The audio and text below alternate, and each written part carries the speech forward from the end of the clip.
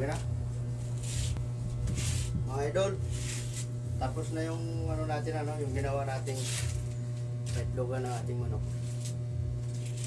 So, ito lang yung gagamitin natin, langgana. Patong natin dito. Dalawa lang muna kasi dalawa lang yung hinahin natin na binili. Dalawa lang muna. Kasi pag mangitlog yan, minsan tag 12, 10, mga ganyan. Yung dalawa yan, 20. Kaya ito lang muna. Kasi ano pa lang yan, dalawa.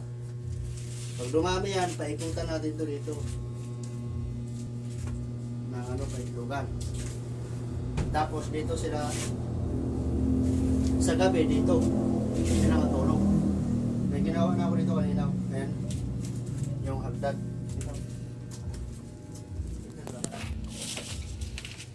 Ito mga idol oh. Ito mga idol oh. Yung ginawa ko. Tapos mamaya ito yung gagawin natin. Sislit dyan sa labas. Para hindi sila makalabas.